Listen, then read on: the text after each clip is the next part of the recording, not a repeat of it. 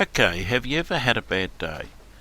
We were travelling along on the Canningstock route, and I was holding a video camera in my hands at the time, and I did come over the top of a sandhill, and the sat nav was a bit confusing to work out which way we went, so I ended up going straight down the sandhill and straight up the other side past the turn off. And by the time I got to the top of the other side, I suddenly realised that it was a dead-end track and I had to turn around. And as I began to turn around, I got bogged well and truly in the sand.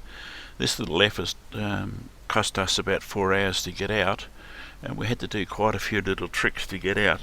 I run all my ropes out, right down to the snatch ropes, everything else, right down to a tree down in the gully, because on the sand, of course, you have to get a gum tree or something else that's got a firm base to pull on. And of course, we pulled the winch cable out, and the winch cable fell right out.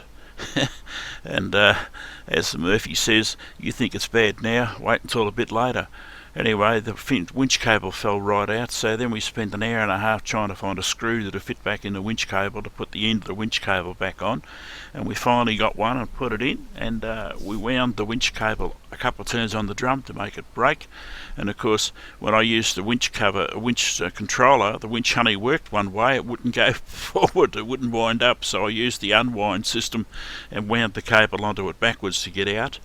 And of course, the ropes are too short to reach the tree. We're still a bit short, and luckily I always carry a length of C.S.R rope with me. That's the blue and white ones you can get. That has an extremely strong braking strain. They only ever use it once pulling the telephone wires through the tunnels, the pipes underground. So I lashed a piece of that across 3 times backwards and forth and tied it all together, and then hopped back up, wound the winch up until I had a bit of load on it, and merrily dug the car as much as we could out, dug everything away from underneath it, and put her in first low, and then started the winch up, then started trying to drive forward, and eventually we pulled ourselves out and got down the bottom of the sand dune. And at this point, of course, all the gear in the back had been unloaded, because we had to find the toolboxes and the screws and everything else, and all the bits and pieces were laying up on top of the sand dune. So we had to spend the next half hour carting everything back down to the bottom of the sandhill. And as fate goes, 2 days later I was still feeling a bit sorry and tired and everything else, and thinking to myself, perhaps I'm getting too old for this stuff.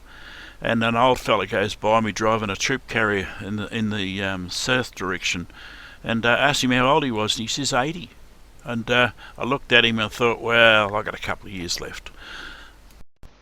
Okay, this is Randall climbing around under the car putting the winch screw back in, which was a lot of fun. We kept dropping it in the dirt, and it was a major job, but we got it out again.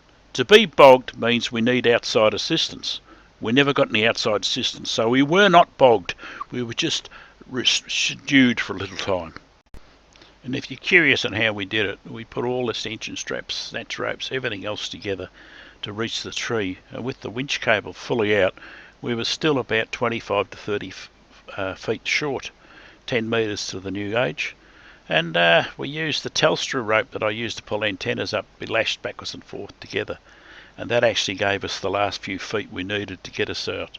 So we pulled ourselves out. So were we bogged? No, we were just restrained by the sand.